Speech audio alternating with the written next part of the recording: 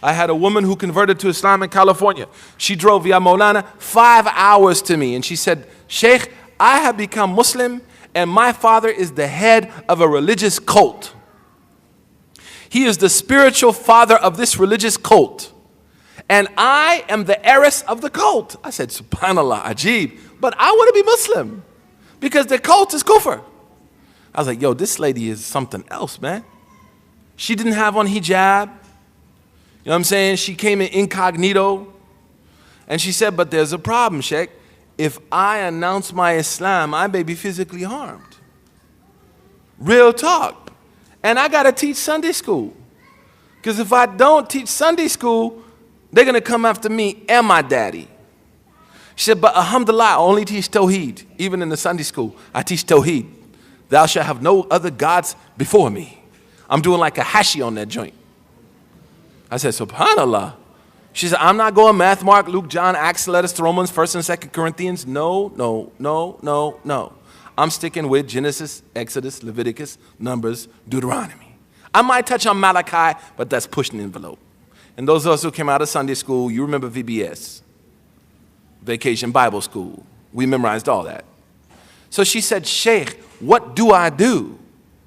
I said, keep doing what you're doing.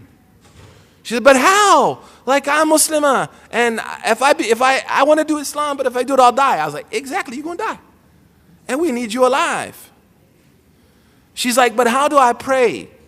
How do I said, go in the restroom, shut the door, cover the toilet, put a sajada down, and pray in the restroom, as the Malikis allow this. That's not a fatwa for the whole community, but that's allowing her to maintain her Islam. Another sister called me last year. Listen to what some people are struggling with in this country so you can appreciate what you have as I finish. She became Muslim, right? Her mother found out, immediately stormed her to the church. Evangelical, hardcore, man. Sat in front of the preacher, he went off, kept going at it. She didn't say anything. And then the mother said, if you're going to stay in my, this is a minor, single parent family. If you want to stay in our home and not be homeless, then you have to go to church every Sunday with me and don't be Muslim. She never responded about the don't be Muslim part. She just goes to church on Sunday. And it's interesting in Khalil, Ya Maulana, Imam Khalil talks about the convert to Islam was forced to go to the church. And this was written 700 years ago. It's a very beautiful thing. And he said, we don't declare him as a murtad because it's karaha. He's being forced. You know what she told me? I have to fast Ramadan, Imam. How can I do it? I said, wallahi, that's a tough one right there. Because she said, if I wake up and cook food, or after sunset and cook food, my mother is going to know I'm what? And don't tell me the community is going to help her. Come on now. You know what she did the whole month of Ramadan? She broke her fast on protein shakes. You know, the powder in your room you can put in a glass and put some water in there and you get like a meal replacement thing. And she did suhoor with protein shakes. And she said, I have maintained my relationship with Allah, and even though I wasn't able to do certain things, my iman is the iman of Bilal, man. She didn't say I'm Bilal, but she said, I feel what Bilal said he went through because I'm going through it. Now, if we would have not given her fatwa and just told her, you know what, forget it, you got to go buy some jilbabs, man, kick down the door, forget Sunday school, these crusaders, man, it's straight on like popcorn, and, you know, go cook in the morning and tell them to become Muslim or they're going to hell. And that's what happened to me when I became Muslim.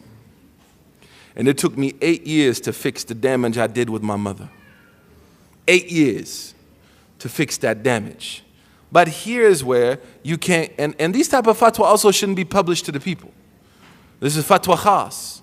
But what I wanted to show you is how that might differ from Saudi Arabia, that might differ from Egypt, that might differ from Sudan, that might differ from Somalia, because we have to make sure that people are able to maintain their faith as long as they can and stay strong. And that's our role. So Siratul Mustaqim encompasses those uncompromising texts, Aqidah, and acts of ibadah. Then it has those texts that scholars have negotiated till now. And then it includes the intellectual output of scholars. And what that means as I finish is that, yes, there can be an American Islam. I get hit, oh, what do you mean by American Islam? You're going to try to change? No, I'm not talking about changing those fixed texts. I'm not talking about, changing those texts that are different about according to some postmodern philosophy.